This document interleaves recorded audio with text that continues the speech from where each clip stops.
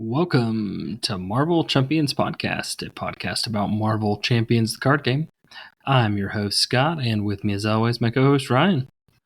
That's right. And we were able to talk about a episode, or not an episode, but a topic of the teaser that was coming out for the next campaign box.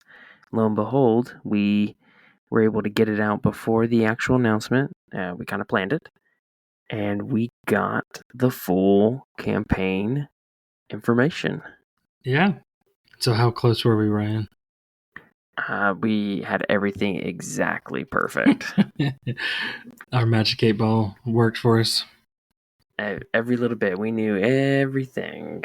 Yeah. Yeah. So I think tonight, let's talk about the heroes that were announced for the box. Yes. Did you think we were going to get those two heroes? So the two heroes are Bishop and Magik.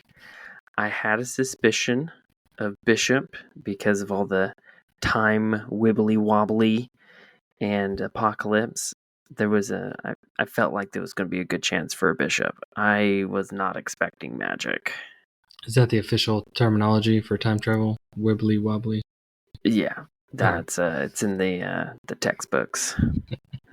Yeah, I feel the same. Bishop was one I could definitely see, but Magik was one that kind of came out of left field for me. I mean, I guess she was on the list as a potential, but I think there might have been just a small handful that might have gotten above her. But yeah, here we are. Here we are, Bishop and Magik. All right, so why don't we, since we figured Bishop was going to be in it, let's start off with Lucas Bishop. Lucas Bishop. I will start off as Lucas Bishop. How about that? Sounds cool. So he is just kind of a standard alter ego for recovery, 6 hand size, 12 hit points, mutant, and he has a keyword that I feel like we've seen before, maybe in King? Temporal? Yeah, I think so. Or Time. Tempura? Temporal, yeah. For some sushi. So he has his ability as a response. After you change to this form, add a temporal card in your discard pile to your hand. So it's basically like an auto draw card. Right. So I'm assuming some of his cards are probably temporal. I did not do my homework to see if there was any other temporal cards.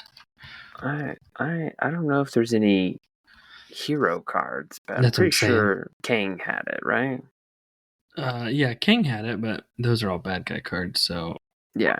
Let me see here. Traits. Or was that just the name of his encounter set? It was the name of his encounter set, but... Okay, temporal. Here we go. I'm on the good old Marvel CDB. And CBD. It did not query anything when I searched, so I don't know if there is. Cool. There's your answer. Trait. There we go. So pretty standard. I do like being able to like an auto draw. That's kind of nice. Right. So it makes you think he wants to flip back and forth. Yeah. And it makes sense because of what we're going to talk about later, but he wants certain cards in his hand. Right. And I do like it's you get to go fetch it. It's not like the topmost or anything like that. It gives you a little more control on what happens. Yeah. I do like that. Yeah. Pretty nice. I think it's a pretty solid ability. So it gives the double thumbs up for me. Yep. All right, what about Bishop? Hero Bishop. Do you take them? Yeah, I'll take them. Yeah, you go. Hero Bishop. I remember, like you said, Hero Bishop storylines, usually Apocalypse and things. And the things I remember about him is like charging up from energy, like he could absorb energy. which is always a kind of a cool absorb it and then kind of redirect it back out. I always like the concept of that power. He is a 2 thwart, 2 attack, 1 defense hero, hand size 5, hit point still 12. So all those are kind of average. It is a little scary to look at his defensive 1, so I wonder if he's got some event cards or an upgrade that helps with that. The 2/2 I like for thwart and attack. He is still temporal. He is an X-Men traded hero, and he does have a response. Energy absorption response after Bishop takes any amount of damage from an attack. Discard an equal number of cards from the top of your deck. Add each resource card discarded this way to your hand. And then I read that and realize it's probably why he doesn't have a big defense, is he actually wants to get hit. So his response will go off. And that's why he's got a hit point of 12. Yeah, just from that, it sounds like, number one, it's kind of obvious he's milling his deck. And 2, he might be doing a lot of flipping back and forth with Alter Ego. Yeah. Take a damage, get a bunch of resource cards.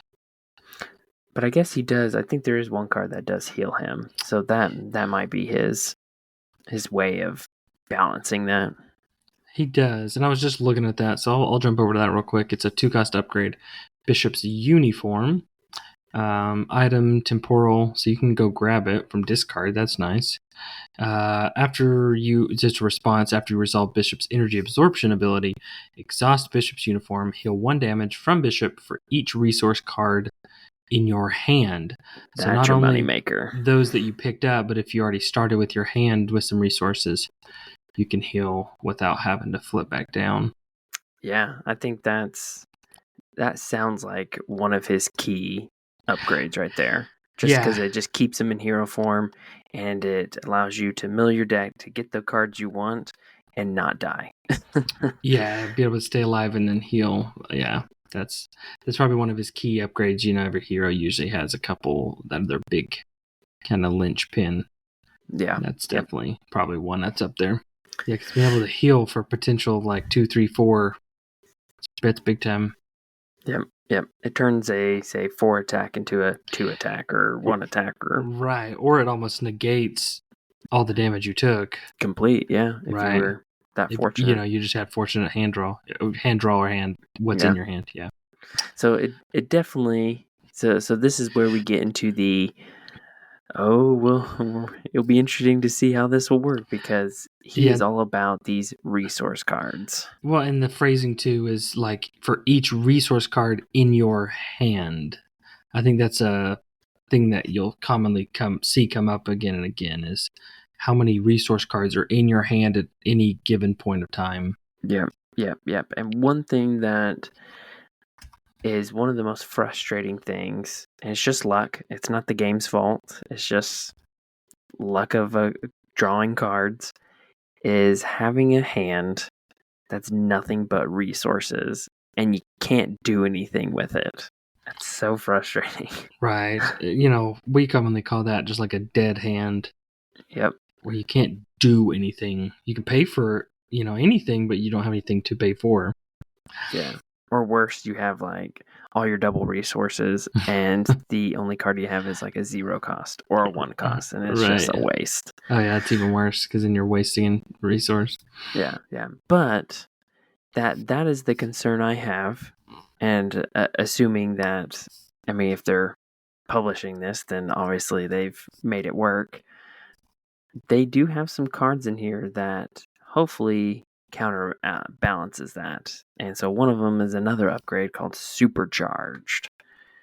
So this one's a superpower. You play it, and it has an action: discard a resource card from your hand, place 1 charge counter here for each resource icon on that card. So it's kind of like is it energy absorption? Is that Miss Marvel, Captain Marvel's big card? Yeah, that's what I was thinking of. Yep, it's kind of like that, except for it doesn't do the big damage like that, but it does have a hero interrupt. Oh, and by the way, that's an action. to discard a resource. So you can do that multiple alter times. ego or hero. Oh, that's true. Yeah. And the hero interrupt says, when you make a basic attack discard supercharged, you get +2 attack for this attack for each charge counter here to a maximum of 8 plus damage. So that's going to be what, 4 counters that can be placed on there before it's useless? You want to max it out at 4. Yeah. But still, with his 2, that's a 10 basic. Combo that off if you're playing like an aggression with like a skilled strike and a mean swing, because he's got a weapon we'll talk about in a second. Mm-hmm. Like, that's potential of like a 10, 12, 15 basic attack for no upfront cost, or no cost to play it, just the cost of going into charging up. Yeah, I mean, and once you have his bishop's uniform that heals him, and because he only has 1 defense, once you're kind of set up a little bit, you're not really needing to exhaust to defend. You just take it, Right, and then move on. And that's where you can use your basic attack or basic thwart. Yeah. I wonder if there's like a thwart version of supercharged. That'd be an interesting concept. Charge it up and then, yeah, but I think they're playing sense, off really. His energy is more of a attacking ability. That's true. True. But there's something unique that only one other hero has that no other has that he is coming in with. And that is something that Domino shares with him. Do you know what it is? He has 2 signature allies. Boom. Bing, bing, bing. Wah, wah. Yeah. All right, Ryan. Out of the 2, which one do you like more? We'll talk about them both, but just at first glance. Oh, they're pretty much the same except for their stats and what resource icon they like to look for. Yeah, they're literally the exact same. As you said, their stats are flipped. So the one has 1 thwart, 2 attack. The other one has 2 thwart, 1 attack. And they both heal with their ability and ready. And they have different icons. But that's it. Same health. They're just 2 sides of the same coin. Right. So you have Malcolm first. He's the attacker. 1 thwart, 2 attack, 3 health. He's a temporal too, so you can go fetch him with his alter ego ability, which is cool. You discard a resource. This is an action. Discard a resource from your hand. Ready Malcolm. If that card has a printed fist icon, heal 1 damage from Malcolm. And then Randall is the thwarter. 2 thwart, 1 attack, 3 health. Discard a resource card from your hand. Ready Randall. If that has a printed lightning, heal 1 from Randall. And they both cost 3 to play. And they're both temporal and X-Men. So Yep. I don't know if I'll ever have both of them out. They just seem a little expensive, both at 3. But they do have 3 health, which is kind of nice. And I guess hypothetically, you can just keep healing them if you have the right resource card. Yep. I don't know. If you can plan it just right, you can keep them out indefinitely, kind of thing. And I think there's more to them with his kit or his precon that he comes with. We can talk about that more a little bit later, but yeah, I was gonna say he comes with leadership, so maybe you kind of Voltron them a little bit, buff them up. So yep. Maybe that's a strategy there. There really isn't much cards. It shows an attack card, attack event that he has. It does 6 damage. If you paid that event with a resource card, you get to ready Bishop, which is nice. Yeah. So that's pretty cool. His only other card, and I don't know if you want to. Yeah, I'll talk about it. This is that weapon I was talking about It's Bishop's Rifle, 2-cost upgrade, temporal and weapon. It is restricted. Hero action attack. Exhaust Bishop's Rifle and choose an enemy. Deal 1 damage to that enemy for each resource card in your hand. This attack gains range. So I can see this being good. I guess later game might be a little better because hopefully you've thinned your deck a little bit where you hopefully have more resource cards coming up in your hand more often because you played your supports and allies and upgrades. Yeah. I do like that it gains ranged. It's fairly cheap at 2. It's not bad, and he can go fetch it because it's a temporal. It looks like pretty much every card of his that we've seen so far, except for one we haven't talked about. His event and his supercharged upgraded are not temporal. And then it looks like he comes with his own resource cards, which is temporal. So you can go fetch that, is Stored Energy. And it's a resource card with a lightning and a physical fist resource. So I wonder if he'll have 2 of those. It's 13 out of 15, so that is true. He might have a couple of those. He might come with a couple of resources.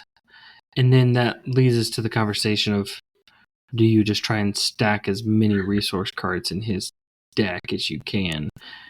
I feel like he's, in a way, deck building like Cable.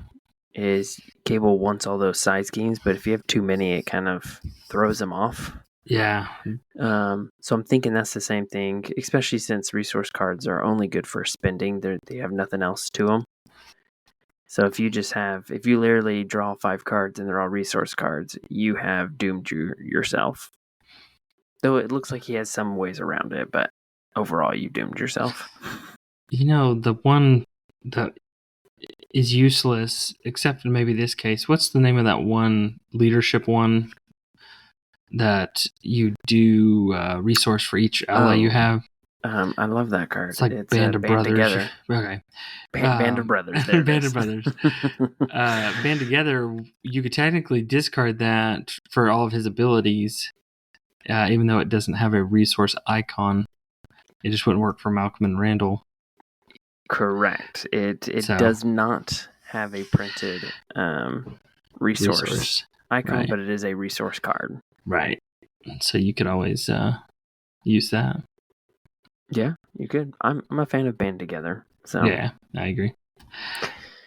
But let's do a quick thing on his leadership cards. I think I'm just gonna quickly roll over who he comes with, leadership allies. But yeah, I was gonna say rapid fire a few of these because he comes with 4. They revealed 4 allies: 2 leadership, 2 basic.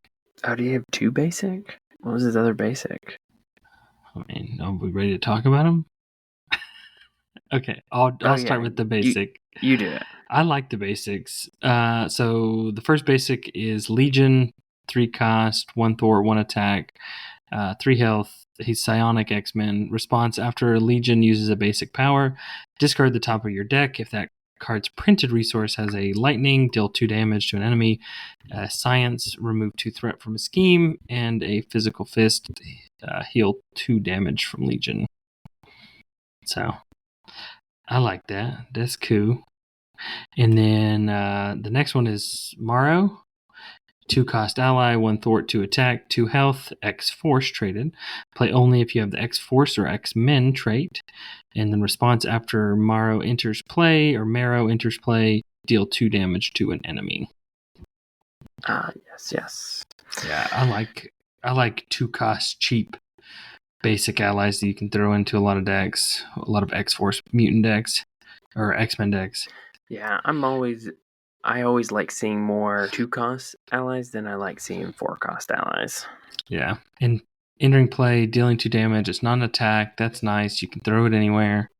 She attacks once and then chumps blocks. Yep. So, not bad. Pretty solid. I would include her in a deck.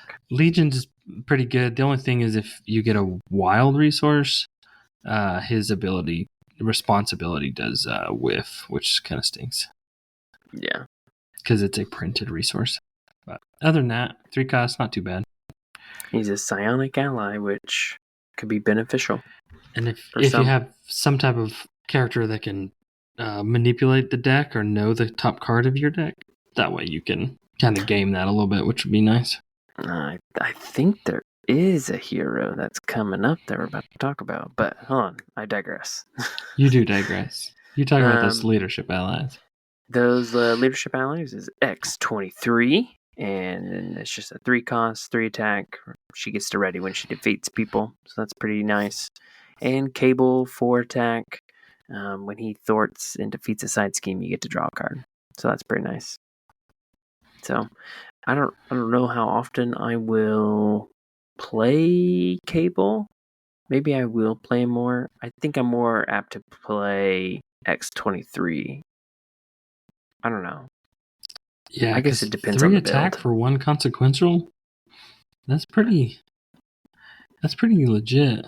With all the leadership cards and training cards for X-Men. Oh, she's X-Force, so I shouldn't mention. But still, with the leadership cards you can buff allies with. Yeah, you can turn her into a beast.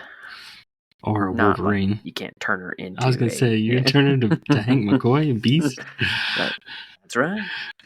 But I think the cards that are getting people kind of talking about with his deck is the sidekick title upgrade and all the possibilities that card can bring.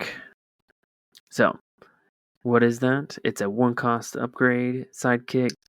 It's a title, that's its trait, and you attach to an identity specific ally you control. You can only have 1 per deck. Attached ally gets +2 hit points and is your sidekick. So I guess it gains, like, not the trait sidekick, but just gains the title sidekick. And it has a response. After you make a basic recovery, heal 2 damage from attached ally.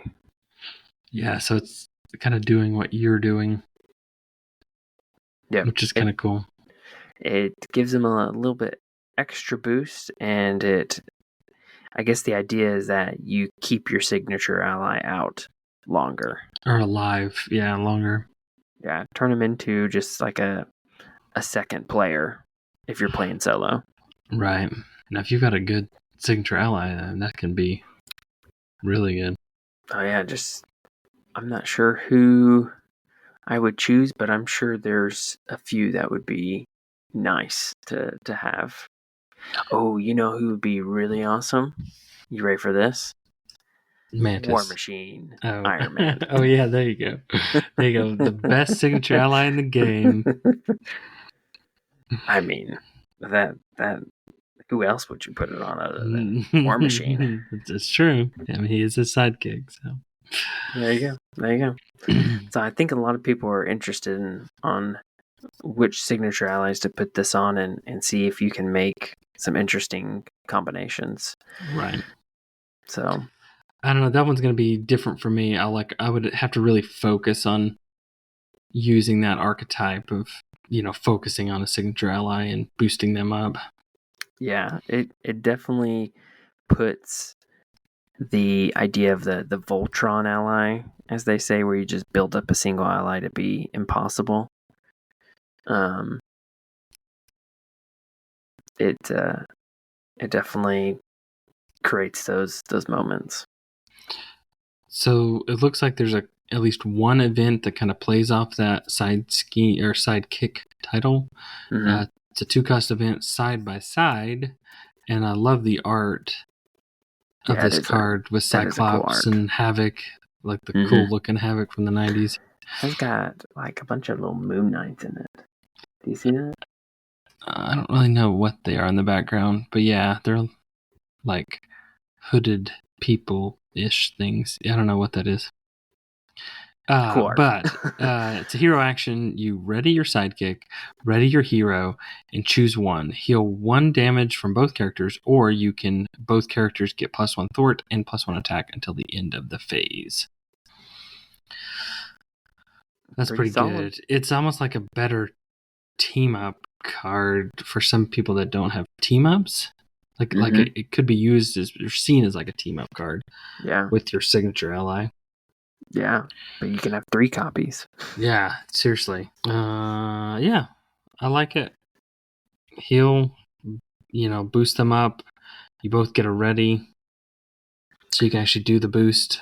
Yeah, I think it'll open up some fun decks for a little bit, and I'm sure there are more sidekick related cards in his deck that haven't been revealed yet. So Right. The only other leadership card is the Advanced Suit 0 cost upgrade. It's an armor item attached to an X Force or X-Men ally, max 1 per ally. Response after the attached ally defeats a minion or side scheme, discard 1 card from your hand. Heal 1 damage from attached ally for each resource on that card.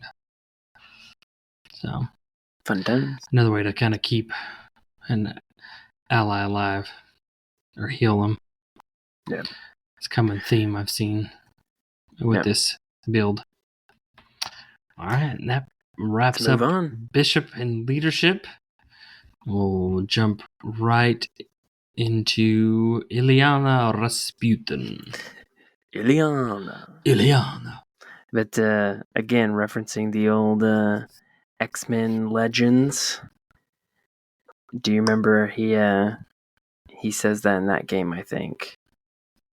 Because I think he has to save Ilyana, and he always goes, Ilyana. I do not remember that, so... maybe I'm crazy. That's possible. Speaking of crazy, no, I'm just kidding. So Ilyana Rasputin is a mutant and a mystic traded character. It's the first mystic we've seen in quite a while. Yeah, I think everyone was thinking that it was going to be Psionic was taking over the Mystics territory, but it looks like it's coming back. Yeah. 3 recovery, 6 hand side, 10 hit points, and she does have an interrupt. When you change to hero form, choose a spell in your discard pile and put it on top of your deck. Limit once per phase. So it looks like she's having some spell cards. Yeah.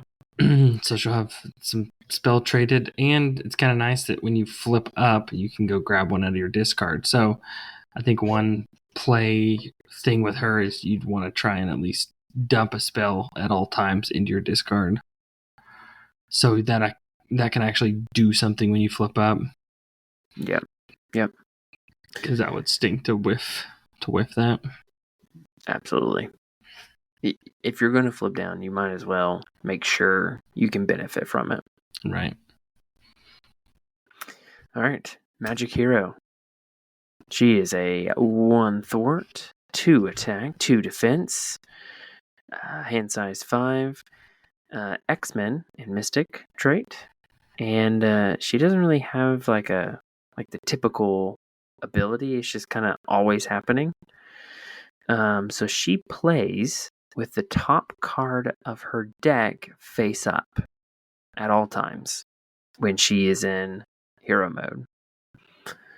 So that's interesting. And then she has another ability that goes once per phase. You may play the top card of your deck as if it was in your hand, reducing its resource costs by 1, which I think is awesome. Yeah. Because, I mean, in essence, it takes her from her 5 hand size in hero to a 6. And then what's the one Helicarrier? What's the one mystic card that everybody loves to give the mystics a +1 hand size? Is it Supreme? Yeah, Sorcerer Supreme. Sorcerer Supreme. Yeah. So then she has a true 6 hand size and then a 7th with the top card. That's pretty cool. Yeah, she can get pretty strong, it sounds like. Yeah, she might fall into that mystic trait and being a little OP. Well, I mean, just looking at the cards they presented, they're all very low cost too. So she's going to be able to be pumping cards out, doing a lot.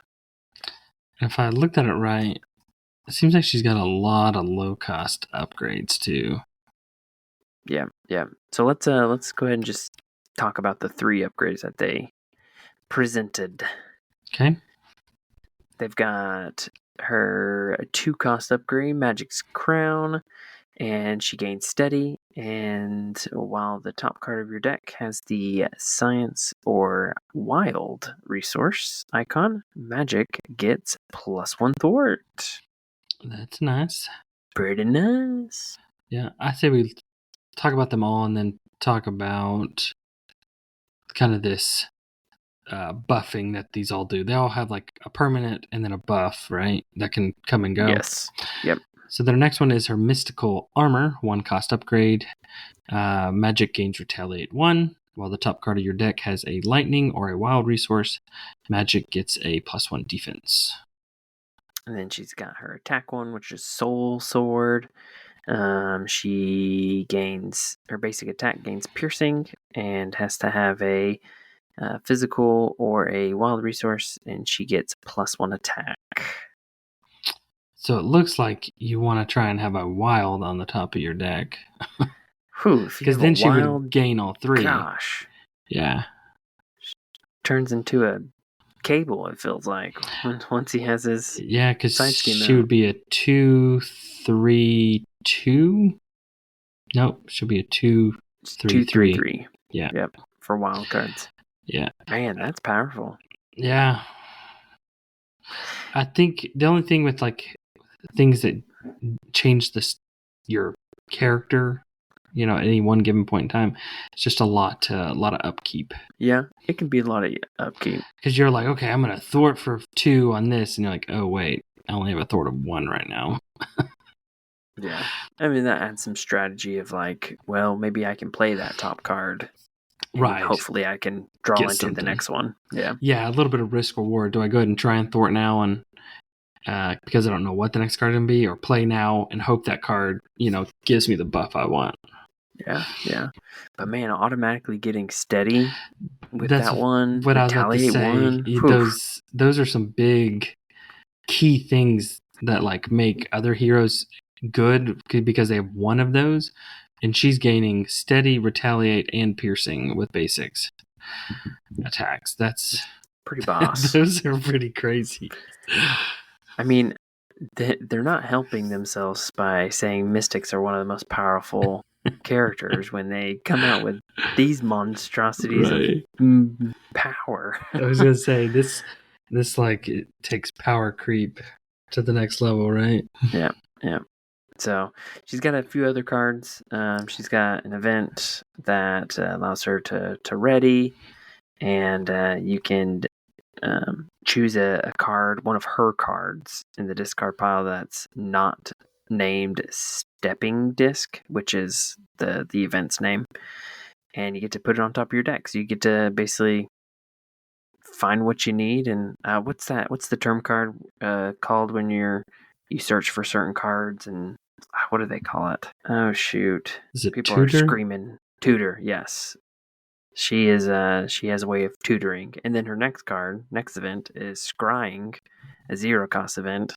And you look at the top 3 cards of your deck, draw 1, discard 1, and put 1 back on top of your deck, which essentially is a part of your deck. Right. Or a part of your hand. And if you make that the wild card, even if you can't play it that round because you've already played the top card, you're at least setting your buffs you're boosting yourself up. Yeah. Yeah. 2. She's all about tutoring and being just incredibly powerful. Manipulating what's there. Yeah, I like that. Let's see, you, I think, mentioned Limbo, sort of. Oh, I did not. I'll mention Limbo. So, her whole thing is she can go into like the alternate dimension of Limbo. It's a 1-cost support, and it's a dimension traded card. Response: after the villain phase begins, exhaust Limbo, swap a card in your hand with the top card of your deck. Exhaust Limbo, and then there's also an action. You exhaust Limbo, swap a card in your hand with the top card of your deck. So if you don't want to do the response at the beginning of the villain phase, you can do the action on your turn and swap that card out. Yeah. So, it's pretty good. Yeah. No, so just another way for her to be able to manipulate that top card to guarantee your buffs or, get a card down that you can play at a -1 cost, reduced cost, which is nice. And then the only other card that I think for her kit that they show is Colossus, some brotherly love. Mm-hmm. So he's pretty straightforward. He's got toughness. He does have a pretty cool interrupt. So if you get attacked, you can play him from your hand, or in her case, from the top card of her deck, and declare him as the defender without exhausting him. So it's basically you're just throwing a tough at him. Right, and he doesn't exhaust, so he could still attack or thwart on your player phase. Yep. And he's I really like his cost and stat line. To me is like the perfect that's where it needs balance. To be. Right. Yep. 3 cost, a 2/2, 3 health. That's perfect. Yep. And he gains toughness. That's a good signature ally. Yeah. That's one that I will keep around. So that's where that leadership card sidekick, it'd be fine to put on Colossus, but it's not as beneficial because you kind of his benefit comes from being played, right? Not staying out. So the sidekick thing with Bishop's thing might not work as well with him. Yeah, he wants to interrupt. Yep. And jump out and take the hit for Ileana. She comes with aggression. She likes punching people in the face. She does. And we'll talk about her allies real quick. So, aggression allies, we have gold balls. What a terrible name. Very unique superhero. And even the card points that out. I didn't choose the name as the flavor text. Okay, nice. I mean, it's one of those very literal names that you get assigned as a superhero. Oh, goodness. 3 cost, 1 thwart, 1 attack, 3 health. X-Men traded. He has an interrupt when gold balls attacks. Discard the top 3 cards from the top of your deck. Gold balls gets plus X attack for this attack, where X is the number of cards discarded this way. Oh, discard up to 3 cards. So you can mill your deck if you want, but it boosts him up. And it's only on his attacks. His thwart is always a 1. But you can shoot up to 3 gold balls at the enemies. Ouch. The other aggression ally is a 2 cost Tempest. 1 thwart, 1 attack, 1 consequential for both, 2 health. Play only if you have the X-Men identity trait, and she has an interrupt when the villain would scheme. Discard Tempest. Cancel that activation. Deal yourself 1 face down and counter card. Do you want my thoughts on that? My thoughts is I wish it could just stop after cancel that activation. Yeah, I agree. I think taking that face down counter card I'd rather just take the scheme. Right. Because I like the concept because it lets you flip down into alter ego, not have to worry about taking the activation. It's almost like a confuse, but having to, because if it was an attack, you would just use her once and then chump with her.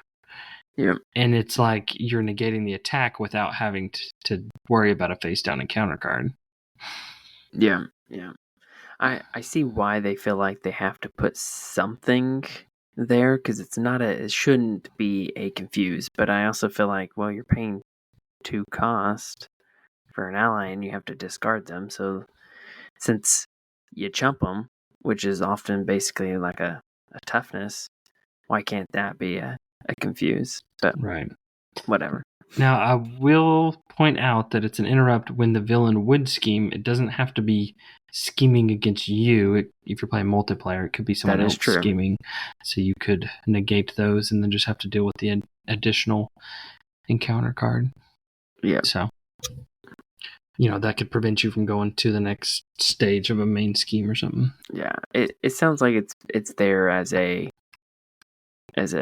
safety net Sure. against scheming out. Yeah, I agree. All right, next one is Blood Rage, 1 cost upgrade. It's a condition, max 1 per player. Response after you defeat an enemy with a basic attack. Exhaust Blood Rage and take 1 damage. Draw 1 card. I think I like that.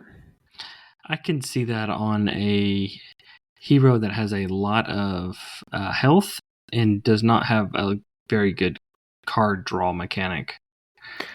I think those heroes that are very minion based, so like your Valkyrie, your Thor, I think Hulk could probably benefit from that. Drawing that card's nice. Yeah, and you can only use it once because it's max 1 per player, so it's not like game changing, but it is nice to have a little bit of control of some card draw. Yeah, just slap that on, and when you have the chance, use it. Great, move on. So, especially if you're defeating a bunch of enemies all at once, and you have the health, because it doesn't exhaust, right? No, it does. Exhaust Blood Rage You're and right. take 1 It does damage. say exhaust. Yeah. Okay, So it's not overly powerful. It would be like crazy powerful if you could do that. Put that on like a Nova. You do. Maybe they'll do it one day and call it like Bloodthirst. It's a blade card. There you go. Confirmed Blade. Next cycle. Next cycle. That would be nice. That would be. Whatever. Whatever, man. Come on, FFG.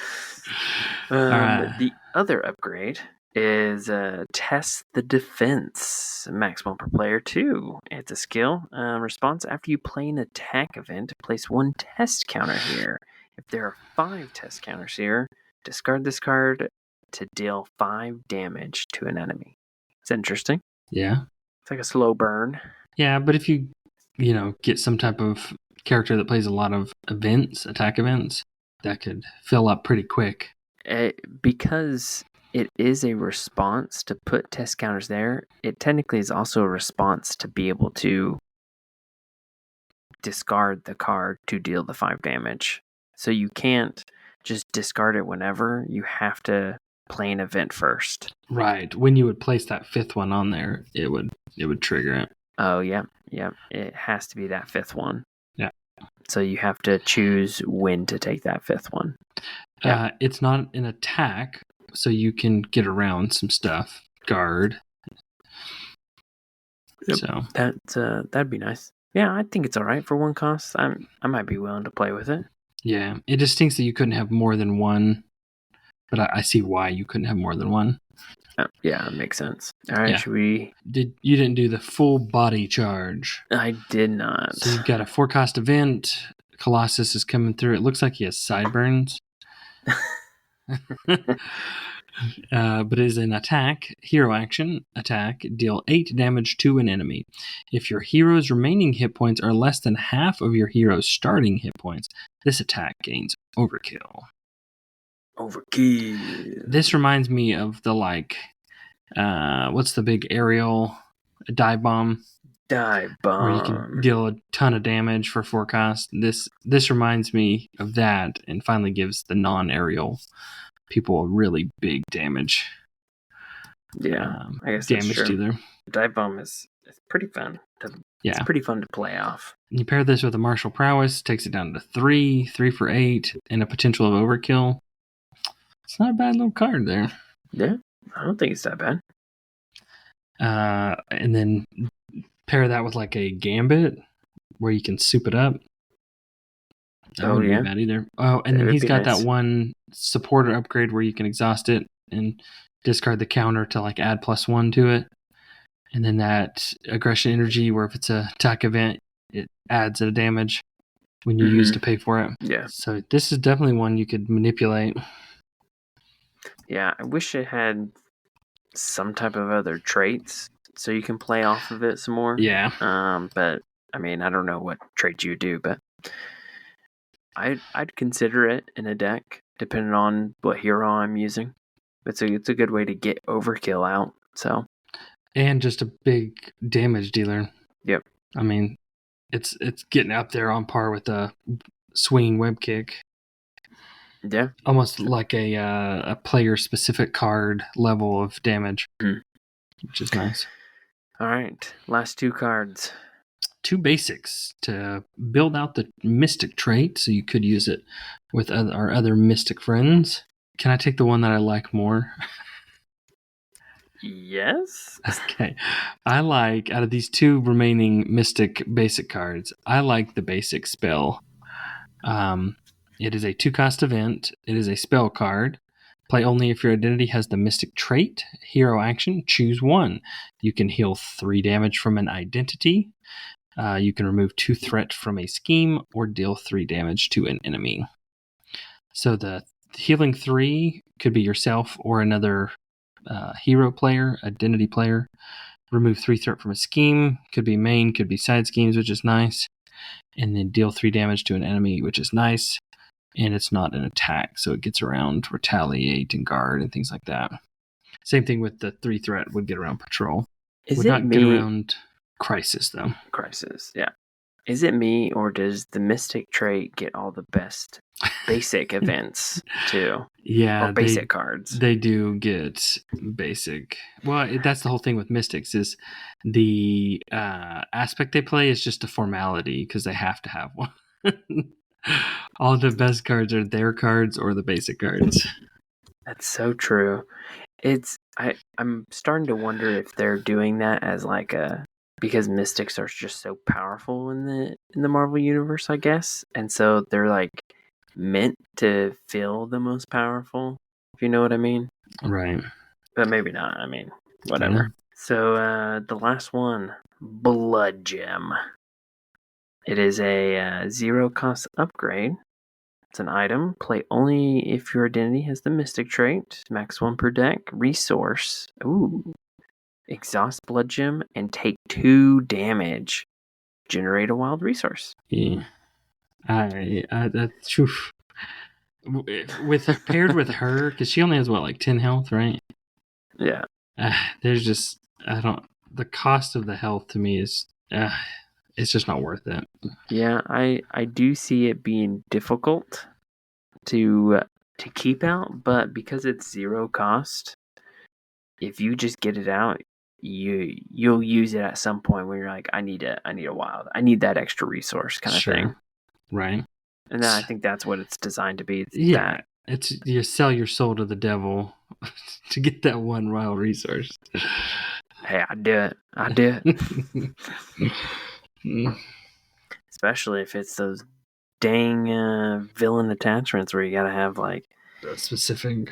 You gotta have the energy, the physical, the one of each science, and you also have to have blood type A to discard. Oh, and exhaust your hero. That's right.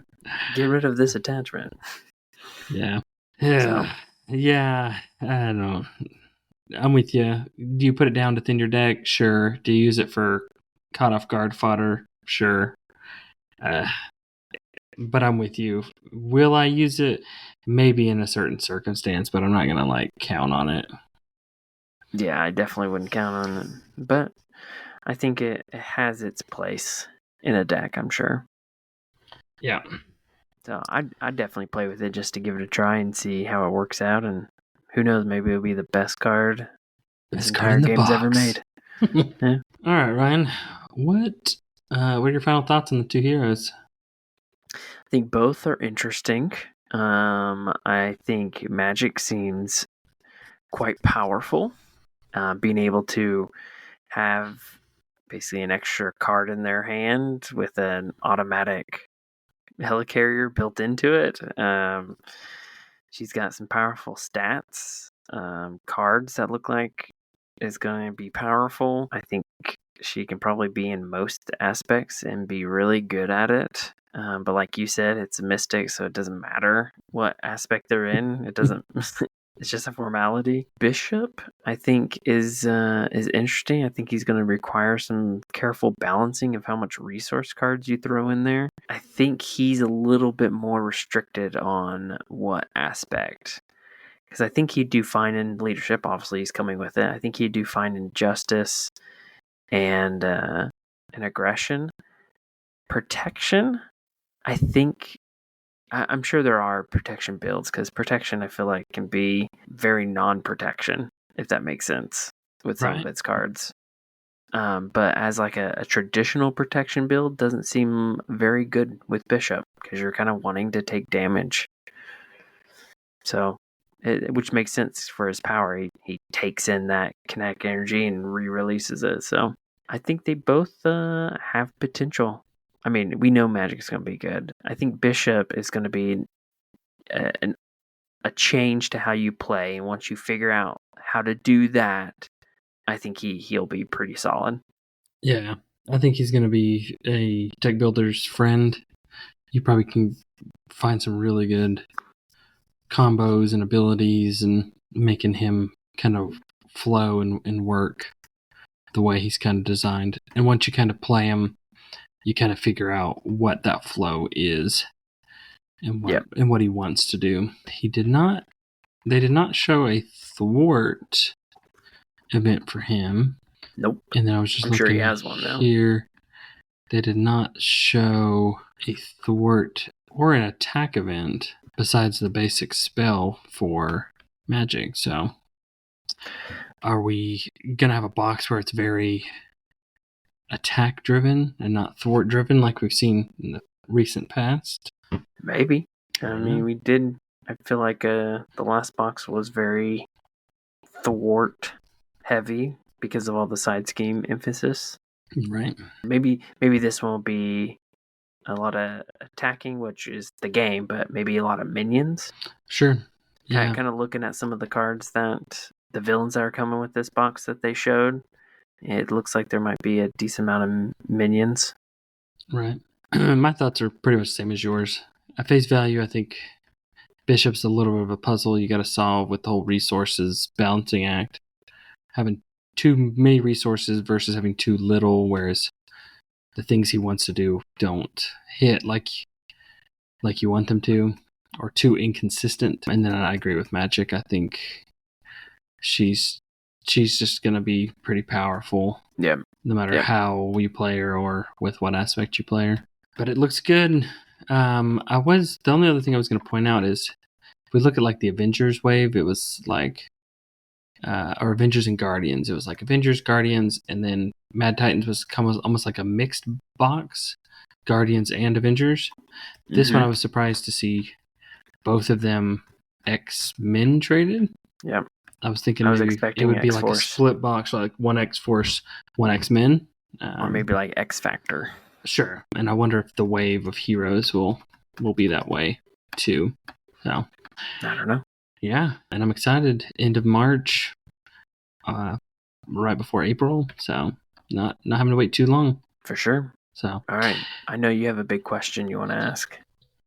Is it the question that tell us which hero that you're looking more forward to, Magik or Bishop? And I think I'm going to have a poll in this one. So feel free to go out and grab that poll. Let us know. Or if you want to reach out to us, you can contact us at marvelchampionspod@gmail.com and let us know which hero you're looking more forward to, whether that's how strong they are, how fun they're going to be to play, or maybe deck building, what you're looking forward to and which hero. We enjoy hearing from you. We appreciate everybody listening. And as always, if you want to go from a chump to a champ, listen to the Marvel Champions podcast. Thanks. See ya.